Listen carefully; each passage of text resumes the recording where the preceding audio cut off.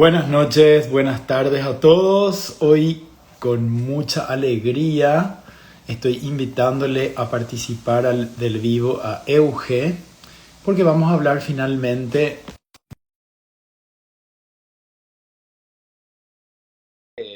La psicoanalista con quien íbamos a hablar estaba con un temita de último momento, así que ahí la tenemos a Euge. Bienvenida, Hola, Euge. ¿cómo va? Contento de poder verte y conversar contigo sobre este tema. Qué bueno.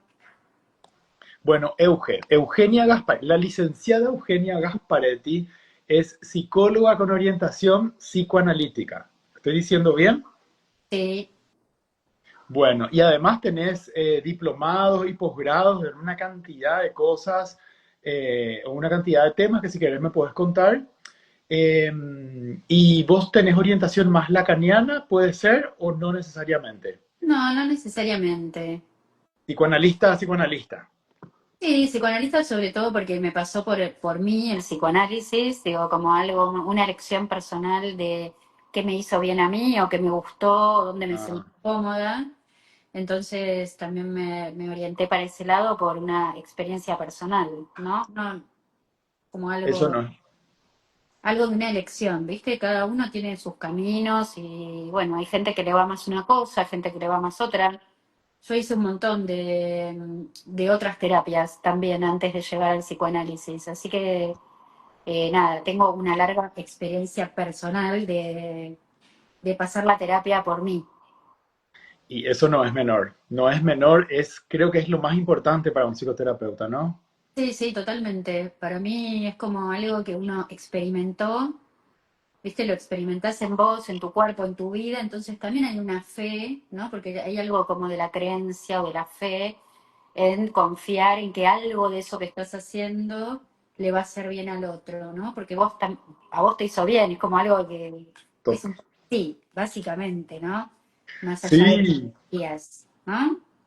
así mismo, Euge, yo te cuento que tengo psicoanálisis por este cuerpito, 4 o 5 años, Sí, casi 5 fueron, sí, y bueno, eh, sí, sí, te escucho.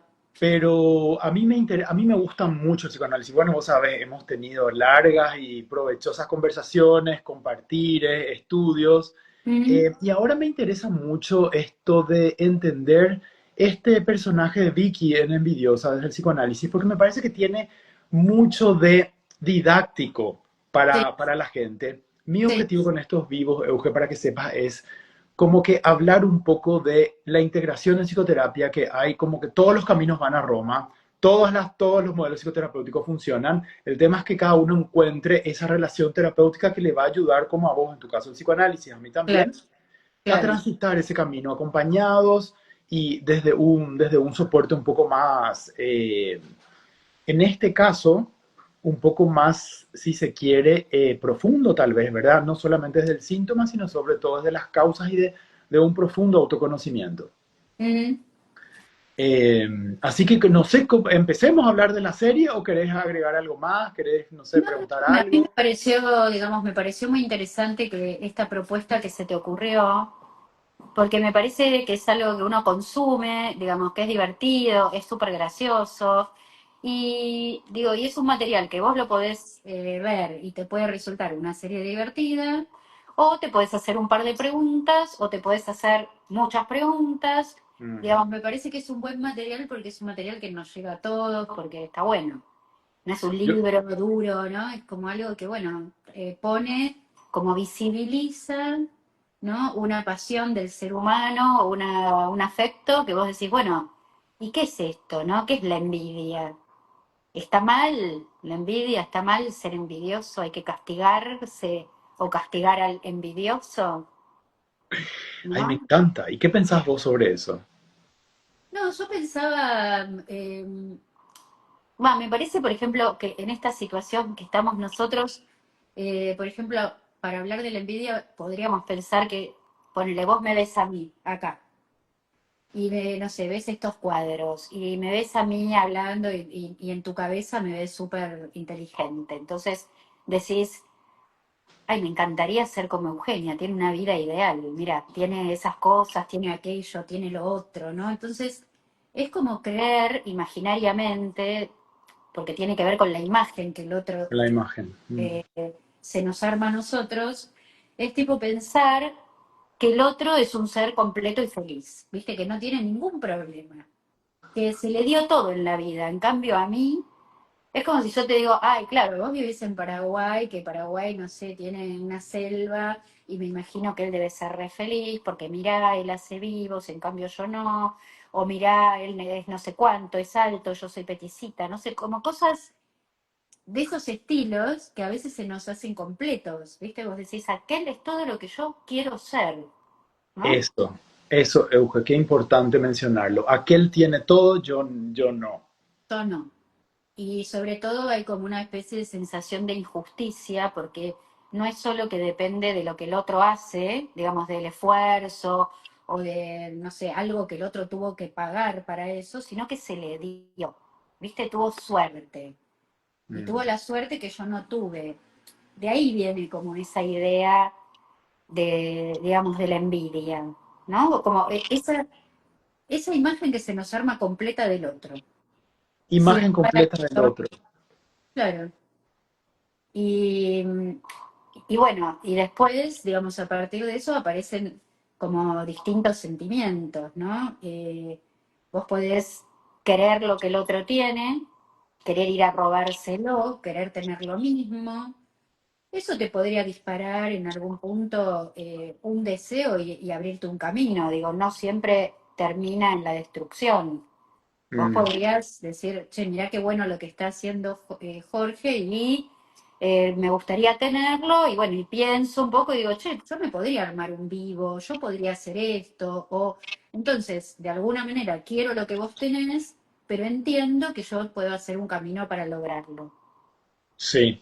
¿Sí? Sí, y ese puede ser el punto de tanta proyección que al menos acá en Paraguay yo escuché del personaje Vicky, porque ella está viendo todo el tiempo gente completa, gente que tiene más, pero ella no se daba cuenta del todo, pero sin embargo lo lleva a la terapia y esa psicoanalista le va, creo que es psicoanalista, ¿verdad? ¿O vos qué Sí, decís? sí. Es psicoanalista, ¿verdad? Esta y la cañana.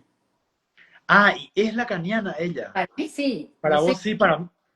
Bueno, yo me quedo con la duda, pero ella hace el mayor de los esfuerzos. A ver, ¿cómo explico? Porque hace el esfuerzo, pero sin esforzarse tanto, sin ponerle en bandeja, como para que ella se vaya dando cuenta. Y a ella le cuesta un montón asumir una cantidad de temas, que a mí eso es lo que me gusta, cómo lo va mostrando, porque lleva tiempo esto, Euge, de salir de mi incompletud y de la incompletud del otro y empezar a, no sé, a entender que mi incompletud es para aceptarla y para ver qué es lo que tengo para ofrecer o qué es lo que yo puedo generar. No sé, me parece que eso era lo que el personaje genera tanta, pero tanta empatía, proyección, identificación. No sé qué te parece eso para partir desde Vicky, digamos, y todo su proceso. Y para mí está bueno porque ella llega como al psicólogo con un padecimiento, que es como llegan en general los pacientes, ¿no? Ninguna persona feliz llega al psicólogo. Entonces, bueno, llega con una incomodidad que para ella no tiene un nombre, ella no sabe qué le pasa, ella tiene la incomodidad.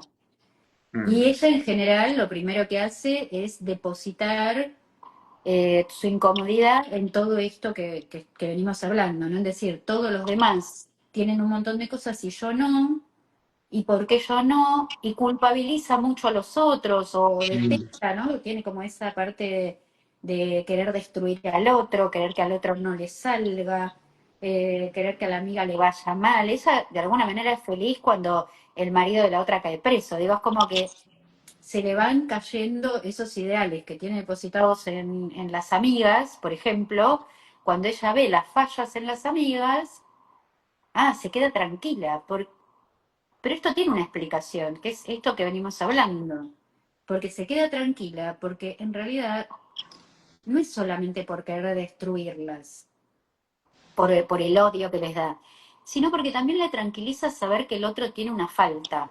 mm, ¿Entendés? Es como que lo que también aplaca, y esto es lo que uno puede trabajar en un análisis, es entender que vos no sos completo y el otro tampoco. mm. Y que son ilusiones de uno, ¿viste? Como ideas. Como decir, ay, el otro tiene una vida divina. No, es lo que ves. Es lo que ves. Que no tiene una vida divina.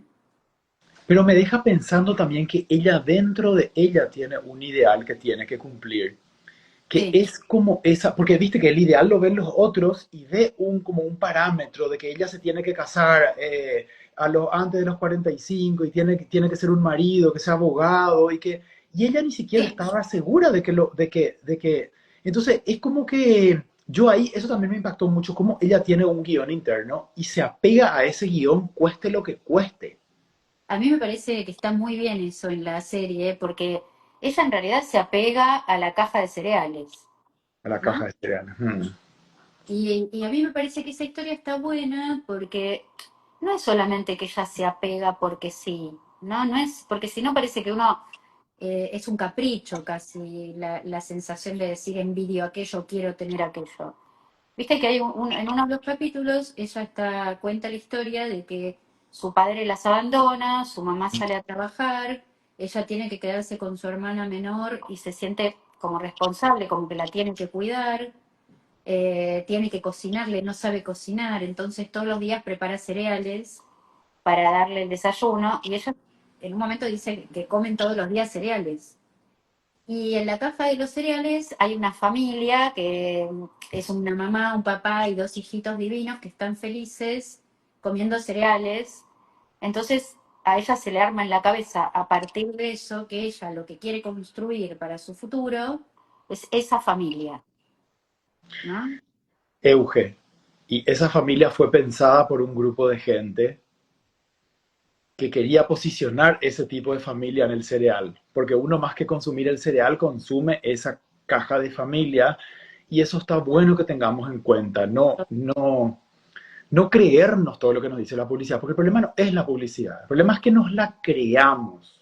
Sí, sí, porque si no parece que tendríamos que salir a destruir al mundo, que aparte Claro. hoy es hipervisual, totalmente imaginario. Vos hoy pones 4 fotos de tu viaje a cualquier lugar y Yo, sonríes, todo el mundo dice, claro, mira la vida que tienen. Y claro, ¿no?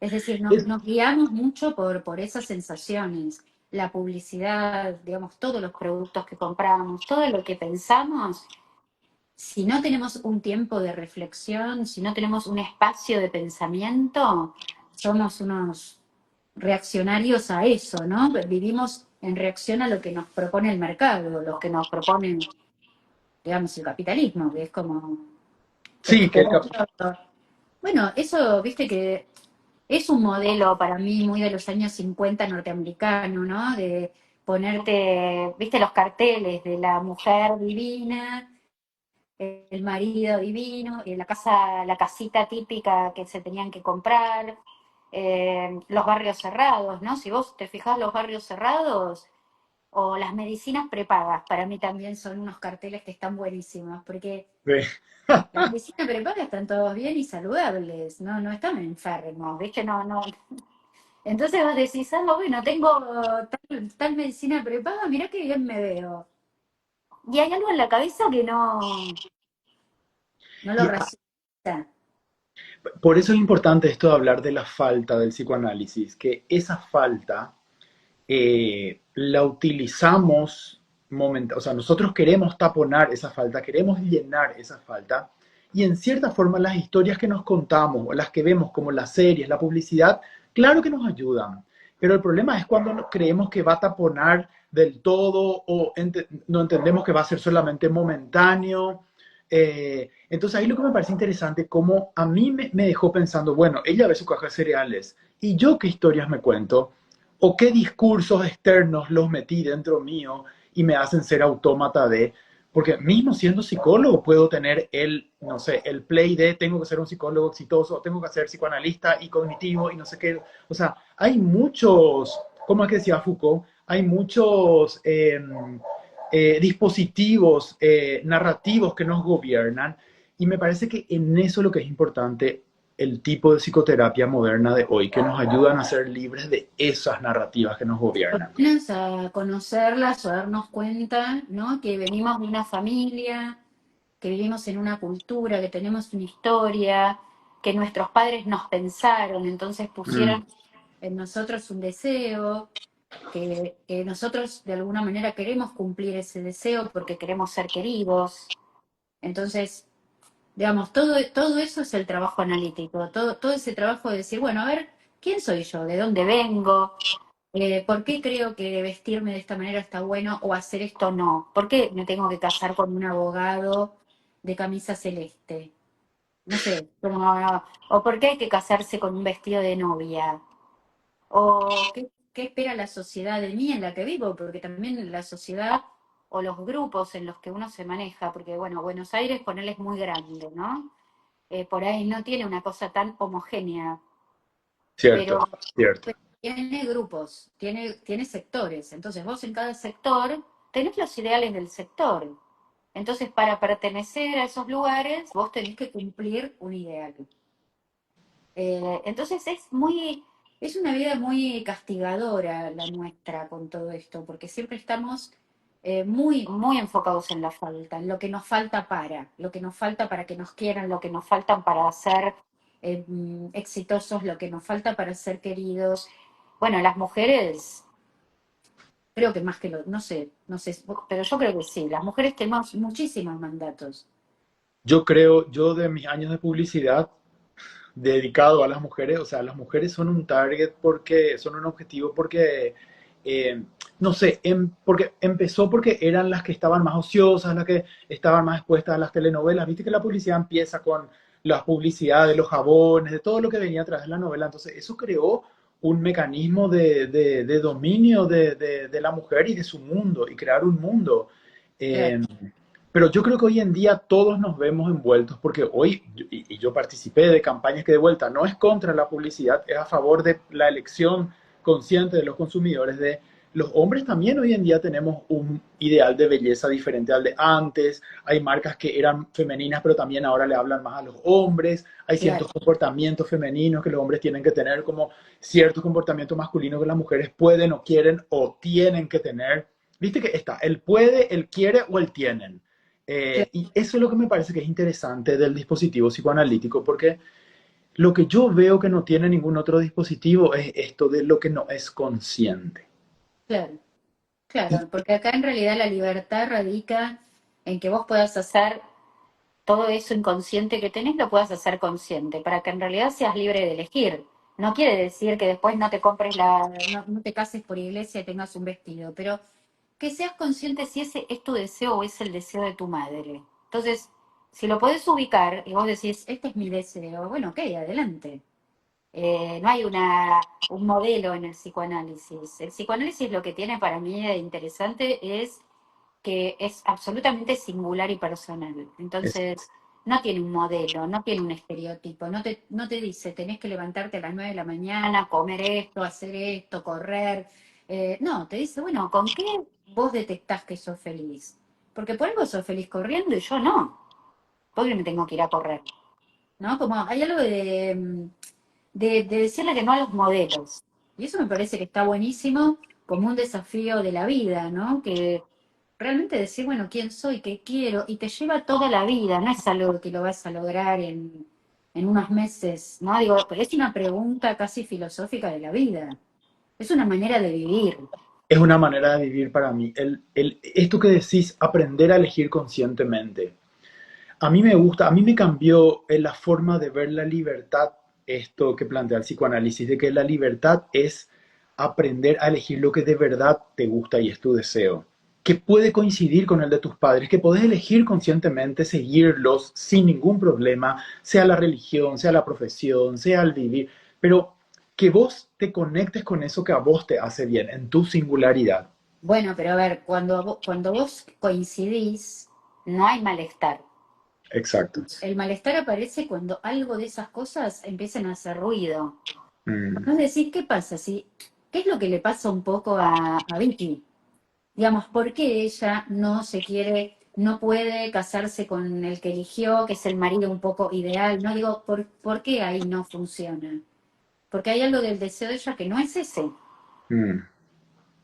Entonces, esa es para mí, lo que detecta o la serie va marcando más sutilmente, más allá de la envidia, Que igual la envidia lo que nos trae es como una especie de, sería como un camino, como si te dijeran, che, no, mira, vos vas a llegar por aquel camino, pero vos de repente mirás para el costado y decís, no, ese camino es mucho más lindo, me voy a ir por ahí. Pero no, pero ese camino era de otro, no era el tuyo. Entonces vos no llegás a tu deseo. Eso produce la envidia. La envidia te detiene en la búsqueda y en la concreción de tu deseo, porque siempre estás mirando al del otro, entonces seguís caminos que no son tuyos. Me gusta entonces verla, Euge, a ver qué te parece, a la envidia como un mecanismo de reorientar tu deseo. Porque si estás envidiando, quiere decir que no estás siguiendo el tuyo propio y eso te puede ayudar a buscar orientación interna. Bueno, por eso te digo, es un afecto que surge, que es bastante primario, que es infantil, Interesante. no es antinatural, no es del demonio, ¿entendés? No es algo que viene de afuera y que vos estás poseído por un sentimiento que hay que extirpar porque sos mala persona. Es parte constitutiva nuestra. Tal cual. Qué lindo que lo digas así. Sí. Es una parte natural. Uno siente, uno tiene ganas de agarrar lo que el otro tiene. Bueno, después vendrá la represión, no te puedes llevar al marido de la otra que te parece un divino, entonces te lo reprimirás tu deseo. Pero, digo, está toda esa sensación. Ahora, eso te obstaculiza, ¿entendés? A eso voy. Que la envidia, si vos te quedás en la envidia y todo el tiempo estás mirando lo que hace el otro y resentido, porque también es como un resentimiento, porque decís, ¿por qué Sí. aquel tiene ese auto y yo no? ¿Por qué aquel tiene esto y yo no? Y claro, el otro es feliz porque tiene el auto, y ahí empieza una lógica que lo único que hace es que vos seas infeliz. Entonces, al que más perjudica ese sentimiento es a uno. ¿Qué hay al final de este camino de la envidia o de cómo uno sale de ese malestar, adentrándose en él, entendiendo de dónde viene? ¿Cómo sería la invitación a transitar este camino de que el síntoma nos hable? Si vemos que podría ser la envidia un síntoma, ¿verdad? Primero sería como decir, bueno, no me asusto frente a esto que me Me sucede, gusta. ¿no? Bien. Como decir, bueno, si aparece algo, ponle que me angustio, aparece una angustia. Aparece si hablamos de algo psicosomático, nos aparece nos brotamos todos con una alergia. No sé, tenemos distintos síntomas, obvio, molestos, que no nos gustan. Tal vez el tema no es ir a ver qué hago para tapar esto, sino es qué eso me trae como mensaje, qué eso me muestra, qué no está bien en mi vida que aparece esto. Y me parece que ese es un buen momento para empezar un análisis, ¿no? Porque si hay algo que te hace una pregunta, vos estás en disposición de empezar un análisis. Euge, esto que decís ahora de hacerse preguntas, yo me acuerdo lo que siempre me llevaba a las conversaciones contigo, que eran muy interesantes y divertidas al mismo tiempo que vos decías, el psicoanálisis es para hacerse pregunta. Y a mí se me quedó eso, porque el que pregunta y es curioso, aprende y crece y no se juzga si se hace pregunta. Y vos Claro. decías, tenemos que generar espacios para que la gente se pregunte, para preguntarnos. Y a mí eso wow, es tan simple, pero es así. No, pero no es simple, porque ¿Cierto? nosotros habitamos un mundo de certezas, es decir, por eso te decía, todo lo que es imaginario, todo lo que es del orden por ahí de lo que decís vos, la publicidad, los lugares lindos o feos, Mm, son certezas. Nosotros tenemos la certeza de que vamos a ser felices de una determinada manera. Cuando hay demasiadas certezas, bueno, vas a ser infeliz, eso yo te lo aseguro. Pero digamos que el psicoanálisis vendría a hacerte tambalear las certezas. mm, Entonces a decir, pero ¿por qué yo pienso que si no me caso voy a ser infeliz? ¿O por qué yo estoy tan segura de que si no soy flaca nadie me va a querer? mm, ¿O por qué yo creo que hay que ser joven para X cosa? ¿O por qué yo creo que hay que tener hijos y tener una familia? Y que la familia tiene que comer todas juntas en una mesa y tenemos que sonreírnos y tenemos que charlar y que ese es el ideal de la vida, digamos, porque no fue siempre así. También tenemos esa creencia que siempre fue así, ¿no? ¿Viste que- Inter- Sí, No, y es interesante cómo lo planteas y me llama la atención y quiero poner esto sobre la mesa, porque estamos hablando de psicoanálisis y todavía no hablamos ni de papá ni de mamá. Y Claro. eso es lo que a mí me gusta de este nuevo psicoanálisis moderno o esta nueva forma de ver, o a lo mejor para mí, que no vivo en una cultura como la de ustedes que maman psicoanálisis, de decir, estamos cuestionando creencias, estamos tratando de entendernos hoy, en algún momento podemos ir atrás, pero eso es lo que me gusta de tu enfoque psicoanalítico, de no es revisar papá y mamá solamente, o, sino esa pregunta que te va a llevar al origen tal vez, que puede estar en los cuidadores primarios, o, pero Aparte que también hoy se complejiza porque antes tal vez mamá y papá eran justamente como los lugares de verdad o los lugares de certezas, que tal vez hoy no lo son. Entonces, bueno, tal vez hay otros lugares donde empiezan a haber otras verdades, otras certezas que le llegan a los chicos de otras formas. Entonces, bueno, también es como, son épocas, también uno se tiene que adaptar a la época. ¿Dónde está la certeza? ¿Dónde está la verdad? ¿Quién dice el modelo? Tal vez hoy los padres, es más, están metidos en este mundo, estamos metidos en este mundo en el que también no sabemos cómo educar, porque no tenemos certezas. ¿Entendés? hijo, No tenemos, como no, se nos va de las manos, la época es muy cambiante, entonces, bueno, ya no somos esos padres por ahí de otra época. eso no es menor. Hoy justamente hablaba de eso con un consultante, con un padre que estábamos desempacando un poco de eso, cómo, cómo va cambiando la forma de crianza. Pero sí me parece que hay patrones que se podrían mantener, que es que una crianza, un cuidador masculino, quien hace la función paterna, que está bien que ponga límites. Y hoy los límites como que están un poco difusos o mal vistos, o se confunde con autoridad o con autoritarismo. Y qué difícil, porque los padres hoy parece ser que tienen que ser más amigos que padres. Entonces hay roles que se, o es lo que yo percibo, ¿verdad? Veo mucho, mucho de eso y no, y me parece que hasta cierto punto están para marcar límites o por lo menos cuando son más grandes los chicos marcar ciertas posturas. O como dice Lacan, la interdicción. O sea, esto no se puede, todo esto otro sí. Y yo veo mucho de eso en esta nueva crianza moderna donde parece que la libertad es que el chico tiene que poder elegir todo todo el tiempo y no, no. Entonces, me imagino Sí, que es no, complicado. pero ahí volvés al mismo tema, que está bueno para que no nos vayamos tan a otro lado, pero Cierto. trajiste algo interesante, que es, nosotros no podemos todo el tiempo. Ese es el tema de la falta. Como no se puede todo, uno tiene que elegir algo. Y cuando uno elige, hay una cosa que queda por dentro y otras quedan por fuera. Tienes por fuera. Y es imposible tener todo. Entonces, cuando queremos tener algo, tenemos que saber que ese tener algo tiene un precio. Tiene un precio que tenés que saber si estás dispuesto a pagarlo o no, como cuando vas a comprar algo. Entonces, si vos querés, por ejemplo, tener una pareja estable, monogámica y casarte, bueno, le tenés que decir que no a todos los otros hombres. Bueno, es una elección. ¿Es un modelo o es algo que tiene ese precio?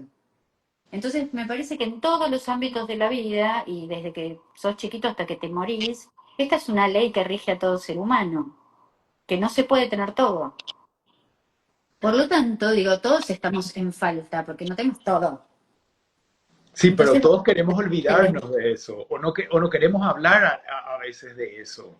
no, podemos hacer los retontos y le echamos la culpa a todos y no pagamos ningún precio, eso también es así. Oh, ¿eso cómo lo ves en la serie? Me parece que Vicky tiene, o sea, esas son sus crisis, cuando tiene que elegir o cuando tiene que priorizar o cuando...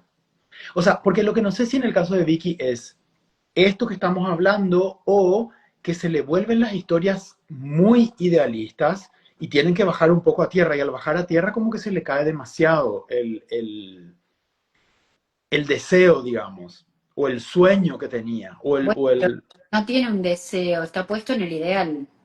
el ideal. Ok, bien, Que no eso tiene, es lo que... no tiene un deseo propio, porque el deseo propio, como no llega a ser el ideal y se entra a pelear, entonces nunca puede ir atrás de su deseo, porque su deseo es el ideal, y el ideal es con ese señor aburrido de camisa celeste, ¿no? Es como con ese, no es con el otro es otra cosa. Es otra cosa. Y Euge, tampoco con el otro, con el que es un chanta, ¿no? Digo, como que el otro cumple, ¿no? Con toda la imagen del empresario, de, viste, que es buen mozo, que es seductor, que... bueno, después es quien es. Y cómo le cuesta ver quién es y se lo canta, se lo tira, se lo pone sobre la Sí, mesa todo el tiempo. sí, Y eso me parece interesante ver cómo los mecanismos de defensa se van jugando. Digo, para nosotros los psicólogos, los mecanismos de defensa, nadie habla de eso, pero se ve en la serie que a ella le cuesta ver y en eso yo creo que todos nos vemos, nos identificamos porque nos cuesta porque nos da dolor a veces salir de esas historias que queremos contarnos, sea la del cereal, o sea la del psicólogo perfecto, o sea la del influencer o la que sea. el tema con la psicóloga también es un tema, porque la transferencia que ella tiene con la psicóloga también se le juega algo de la envidia. Viste que ella cree que la psicóloga no sé qué hace, qué no hace, cómo es su vida. Viste que también se le juega la envidia con la paciente que abraza y que a La que ella no. abraza. No, pues, se le arma todo. Pero eso, ¿qué le imposibilita a ella? Le imposibilita escuchar a la psicóloga. Es decir, la envidia viene a ponerse como obstáculo para que ella pueda aprovechar la sesión, porque se queda pensando en realidad en por qué ella me dice esto, y que ella qué sabe, y ella, ¿entendés? A juzgar su saber, entonces no lo puede tomar. No lo había visto así, me está haciendo ver algo nuevo. Esa transferencia es brutal para Envidioso, su proceso. es una transferencia envidiosa. Por momentos no, y por eso ella puede ir saliendo. Digo, eh, creo que la serie también plantea que hay una manera de poder salir, digo, porque la serie te va mostrando eso, cómo con mucho dolor, con muchas cosas, ella va pudiendo encontrar una salida de esto, es decir, se va descubriendo de a poco, pero el embate que recibe la psicóloga todo el tiempo es enorme, ¿no? Porque la verdad que tal vez no sé si pasa en la realidad, pero viste que ya de repente le dicen andate a la mierda, ¿no? Como, y bueno, nada, es súper dura con ella. La psicóloga, Ella con su psicóloga. ella es dura, claro. Yo de repente hablábamos en otro vivo con Sole, que es más cognitiva, y hablábamos de personalidad y enagrama, y ella decía, yo me muero con una psicóloga así. Y yo le decía, sí, te entiendo, pero también entiendo que hay que bancarse una Vicky que te está todo el tiempo casi Cuestionando. atacando, cuestionando. Entonces, me parece que esa posición neutra, y es lo que me gusta, y con esto te quería preguntar, ¿vos ves que en el proceso esta relación le ayuda a Vicky a conectar con su deseo? Eso es lo que pasa en la segunda temporada sobre todo. Sí, y también hay algo que me resulta interesante con esto de que la abraza a una de las pacientes y a ella no, y mantiene con ella una distancia. ¿Qué es esto que te decía al principio? De que el psicoanálisis es muy personal. Lo que vos haces con un paciente tiene un sentido y uno lo elige dentro de una elección terapéutica, ¿no? Más allá de tu marco teórico, digo, vos tenés tu marco, pero más allá de eso, dentro de tu consultorio, vos sentís que un paciente lo tenés que tratar de una determinada manera y a otro lo tenés que tratar de otra, no es que te cae bien o mal, pero ahí hay una estrategia terapéutica, decir, bueno, con este paciente que es así, yo no puedo hacer esto, esto y esto. Y con este paciente tengo que tener una distancia, o con este paciente tengo que darle un abrazo, porque, bueno, porque es por ahí, ¿no? Y esas son las elecciones que vamos teniendo. Y esa es la parte artística de la ciencia, de la psicología. El Sí, arte de que es cada uno en esa singularidad. Y a mí me parece que en eso el psicoanálisis es muy feliz y lo tenemos que tener en cuenta. Eso sí. de conectar con la singularidad. Y bueno, Y hay aparte distintos. porque para los psicólogos, digo, el psicoanalista tiene mucho trabajo. Es decir, porque como esto es tan artesanal y no hay certezas y no hay manuales, vos después tenés que también ir y supervisar lo que hiciste con otros colegas, tenés que ir a rearmar tu caso permanentemente, porque te podés correr, podés perder el rumbo, podés perder... Entonces, esto es un tiempo de revisarse. El psicoanálisis tiene una revisión constante, incluso en el terapeuta, digo.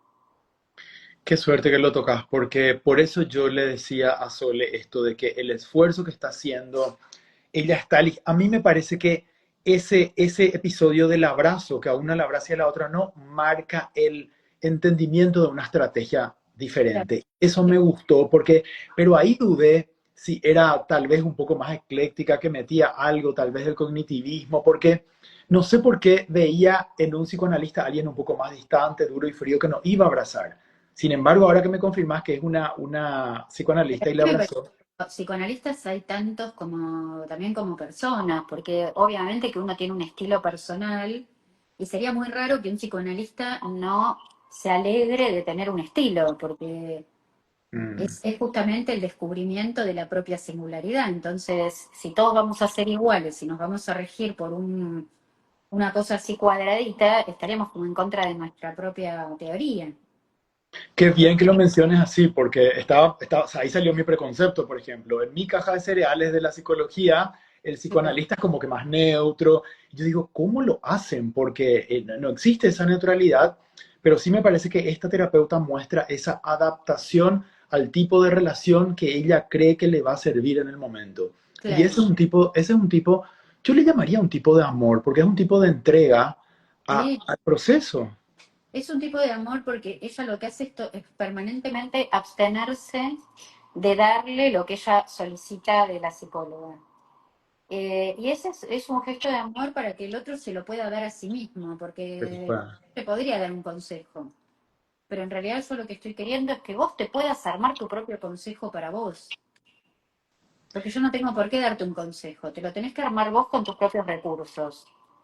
Yo soy como, tendría que ser como un facilitador, ¿no? De que vos puedas comprenderte y que la verdad está en vos, no está en mí, porque es tu Qué propia verdad. Qué lindo mensaje, Euge, este. Y qué lindo que lo plantees así para la gente que escucha, que la terapia te ayuda a que vos puedas encontrar tu propio recurso, tu propio abrazo, el amor propio. Entonces el terapeuta en eso te ayuda. Y en eso es como que hay el emerger del poder personal de la persona, valga la redundancia. Entonces es como, porque yo no sé si me pasa a mí pero yo me abstengo a veces de dar consejo y a veces tengo ganas de dar consejo, pero digo, le estoy sacando la oportunidad. Si aguanto un poquitito más o si me mantengo a la estrategia, y pasan maravillas en el otro. Y por eso me gusta el insight psicoanalítico, esa llegada al insight donde el otro se da cuenta, como le pasa a ella en algunos momentos, me parece brutal y me parece que es la mayor riqueza de este camino de autoconocimiento desde Bueno, vos sabés que yo pensaba recién, cuando me estabas diciendo esto, pensaba en mi psicoanalista, que yo varias veces le he preguntado, bueno, ¿y qué hago? Pero no entiendo, después de todo lo que me decís y después de lo que hablamos, no entiendo qué hago. Y ella me decía siempre tipo, no sé, ¿vos qué opinas? Y yo la odiaba, Sí. ¿no? Porque me hacía ir a buscar a mí en mi propia cabeza una respuesta que yo quería que me la dé el otro. Y cuando el otro te da una respuesta, también es como que vos, la responsabilidad es del otro. Bueno, pero vos me dijiste que haga esto, ¿no? Es genial poder compartir eso entre nosotros porque así la gente ve. Yo a veces quiero mucho dar un consejo, a veces parece que nosotros... Lo que pasa es que yo al menos estando en esta situación, creo que el consejo lo puedo dar y puede servir, pero dudo tanto porque tiendo más a pensar de que el consejo no es realista, porque no soy, porque está dentro de la persona. A no ser que haya algún tipo de psicopatología o algo un poco más diferente, ¿verdad? Pero es lindo que la gente escuche eso. Por eso me gusta estos vivos, para que el que escuche entienda que lo más importante es que uno aprenda a confiar en uno mismo, en su camino, en su historia y en cómo uno elige. Yo me llevaría Ujú. me llevo dos cosas, Euge, para ir cerrando. Esto que dijiste de aprender a elegir gracias a la técnica psicoanalítica, y me llevo esto de seguir el deseo propio y no los deseos de otros y no las narrativas externas o no todo lo de las narrativas. Y para mí está bueno esto de poder pensar que tal vez estos sentimientos, afectos o pasiones, no sé, que están tan demonizados, ¿viste?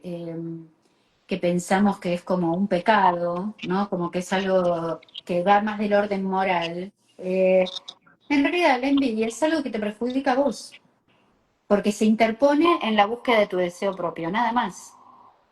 Exacto. No hay que pedir perdón, porque el peor mal te lo haces a vos. Entonces, nada, hay que poder pensar sobre esto Y esto que decías vos, redireccionar un poco, que te sirva para redireccionar un poco tu deseo y por otro lado para poder pensar un poco o racionalizar o simbolizar algo de tanta cosa que vemos y que consumimos, casi nos tragamos sin poder pensar, ¿viste? Entonces, si podemos pensar que eso no es cierto, que eso es una publicidad, que bueno, que es un armado, bueno, entonces no le creemos tanto a eso. Sí, Eugenio. Y ese es un mensaje para hablar con nuestros jóvenes, sobre todo con estos nativos digitales que a veces se confunden entre lo simbólico y lo imaginario. Pero bueno, Claro, ese puede ser otro. claro. Yo, si tenés algo más que quieras agregar, yo estoy muy, muy contento de haber tenido este intercambio. Me aclara mucho el tema del ambiente, esto que decís de sacarle un poco el tinte ese tan diabólico, Sí. pero me llevo esto que te digo, de aprender a elegir sobre todo y bueno, si por ahí vos querés sumarle algo más o No, me parece que hablamos un montón. hablamos mucho, ¿verdad? Tenemos mucho Sí, material, porque yo después le recomiendo esto a algunos pacientes, mira que en tal minuto hablamos de esto, porque me acordé por lo menos de 5 pacientes a lo largo de esto, y para eso lo hago, para que también a ellos les sea más fácil ponerse en este lugar, que acá en Paraguay no es tan festejado, acá en Asunción es... allá en Buenos Aires, viste que todo el mundo tiene sus psicoanalistas, se jactan, sí, hablan, me sí, voy a análisis, qué sé yo, y acá como que, acá está creciendo, pero me sí, parece que estos espacios ayudan a que la gente entienda lo que puede ir a buscar en su proceso claro, psicoterapéutico. claro, claro. Y también puede ponerlo más a mano, ¿no? Que no es algo que es algo raro, tenés que estar re loco. Es un Bien, espacio de pregunta. y además de eso, y en esto te agradezco como psicoanalista, que no es todo sobre papá y mamá, ni culpar a los No, padres tampoco. no, no, no. Euge, te Aunque agradezco también están papá y muchísimo. mamá. ¿Eh? Aunque también están papá y mamá. Aunque también, pero bueno, ese es otro Y si capítulo. Por hablamos ahí de la podemos... envidia, si hablamos de la envidia, también están los hermanos. Ah, ese qué buen capítulo es. Bueno, pero por hoy cerramos acá. Yo sí, Es, yo poco seguiría, pero bueno, dejemos para la próxima estos temas pendientes. Te agradezco muchísimo. dale, Y bueno, y no hubieron preguntas hoy, pero después si por ahí viene alguna, te la redireccionaré. dale, buenísimo. Dale, un beso. Gracias, querida. Un abrazo grande. Gracias Chao. a todos los que nos siguieron. Nos vemos Gracias. pronto. Chao, chao.